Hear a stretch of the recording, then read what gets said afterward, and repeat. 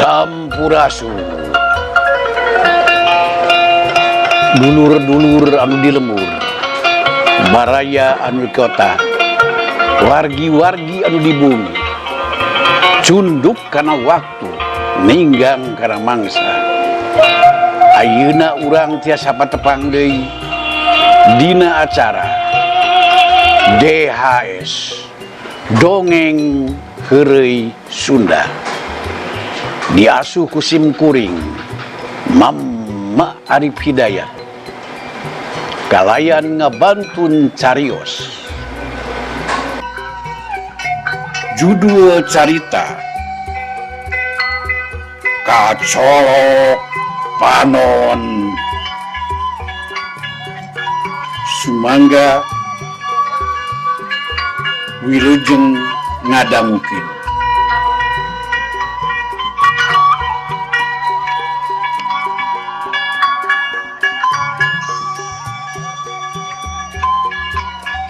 Si Janoon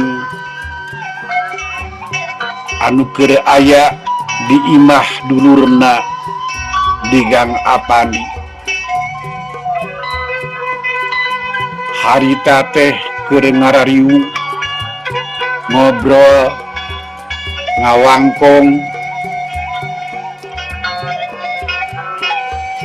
ngobrol ngaler ngidul, sempaguyon gogonyakan. Kadenge harita si Janoon keur nyaritakeun tukang roti anu ditanggung bari nawarkeun daganganana. Eta tukang roti teh nawarkeun daganganana gogorowokan kieu. Rotiu, rotiu, rotiu, cenah.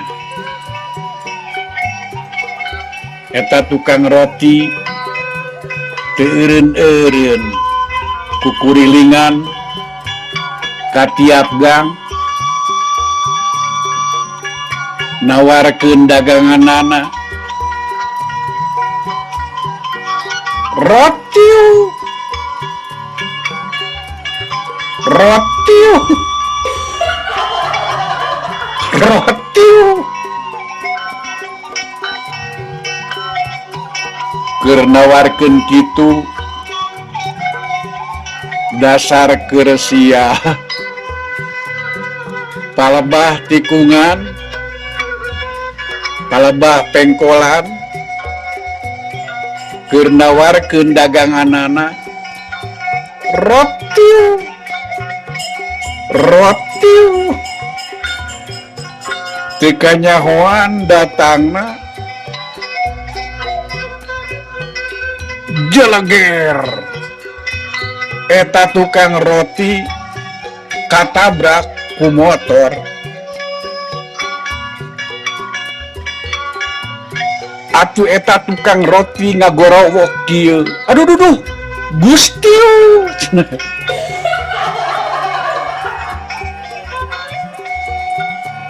Maksudna mah arek tukang roti teh arek nyebutkeun Gusti, tapi ku biasa rotiu-rotiwan jadi rek nyebutkeun Gusti oge jadi Gusti.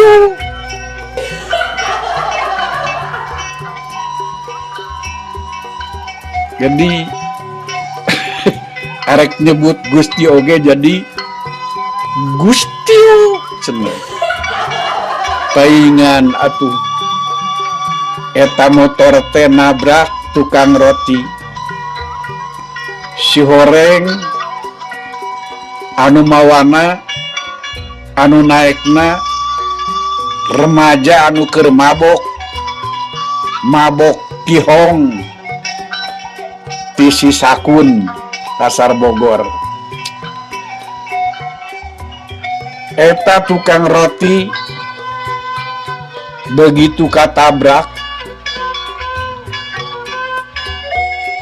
rodana ngagulutuk hancur, ngacleng, sanes ngacengnya, ngacleng, rodana ngacleng, sabab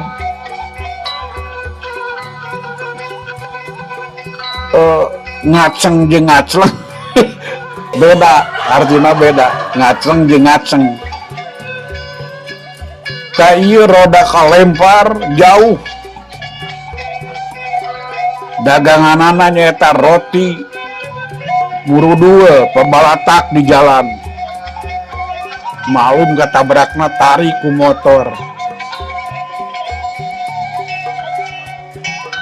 Nepi ka warga anu aya di dinya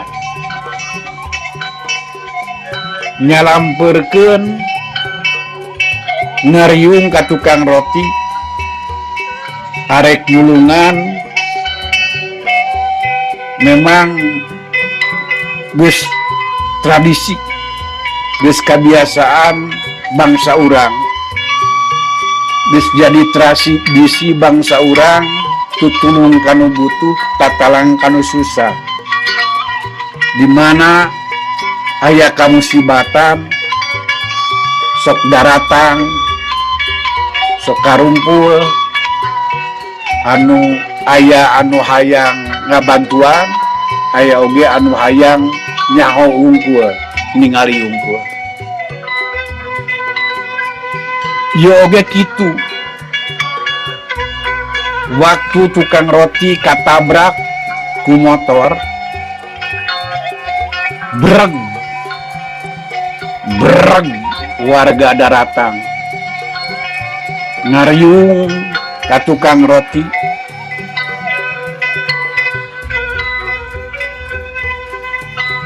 Kabeneran hari tati aya bapak polisi ngaliwat, ningali loba jelema anu keur ngarariung, anu cek istilah ayeuna mah ada kerumunan massa,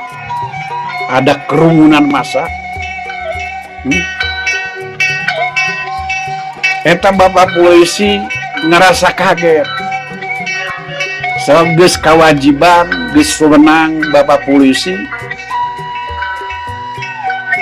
pikeun nganyahokeun kejadian-kejadian anu aya di masyarakat.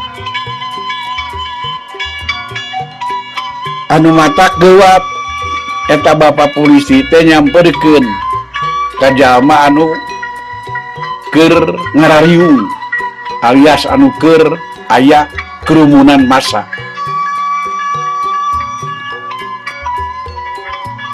Ari breh ku eta bapak polisi katingali aya tukang roti keur diuk bari mencetan awakna anu babak belur katabrak ku motor teh. Ningali kitu bapak polisi geus kawajiban, perlu dituluntan, ditalungtik. Terus eta tukang roti teh ditanya ku bapak polisi, mohon izin bapak aya naon pak? Ngadenge pertanyaan ti bapak polisi gitu, gancang si eta tukang roti ngajawab kieu, aya kiju, aya coklat, aya kismis. Cuk tukang roti disangka nama eta bapak polisi teh nanyakeun roti, padahal nanyakeun kasusna aya naon, rek diteruskeun, rek diuruskeun. Jadi palembah dieu hirup kumelenang di alam dunia ieu tergantung kebiasaan.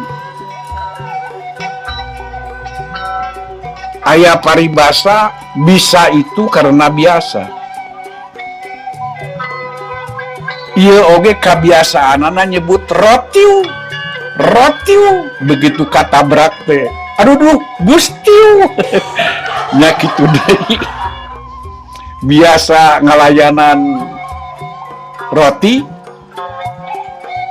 nu matak begitu bapak polisi nanyakeun aya naon dijawabna teh aya coklat, aya kismis, aya kiju. Padahal bapak polisi marek nanyakeun kasusna, kajadianana kumaha. Sanajan harita awakna eta tukang roti teh babak belur kata berak motor, masih bisa ngajawab. Kitu anu kadenge obrolan si Janoon waktu ngobrol ngawangkong di imah dulurna di Gang Apani. Ngobrol alur ngidul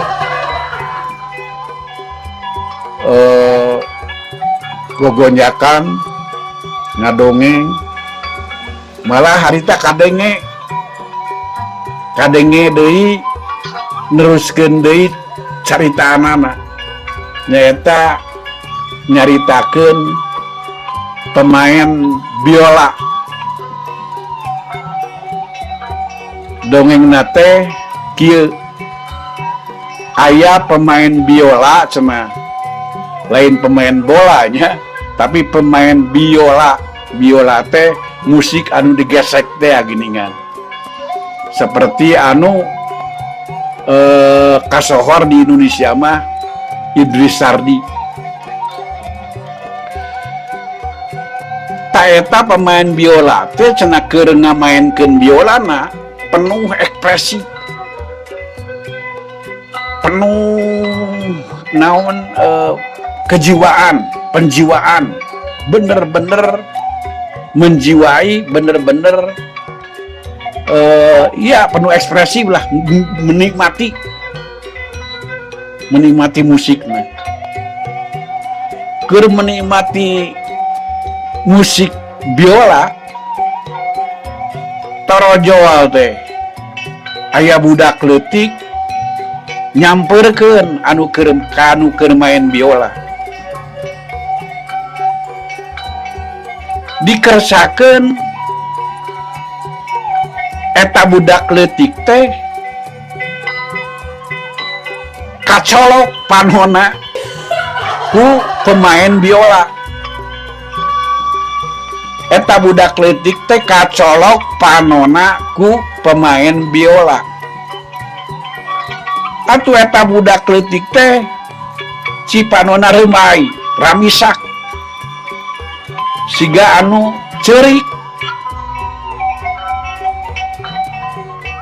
Ningali kitu eta pemain biola nempak pundukna budak bari ngomong kieu, siama nyawae kena lagu sedih.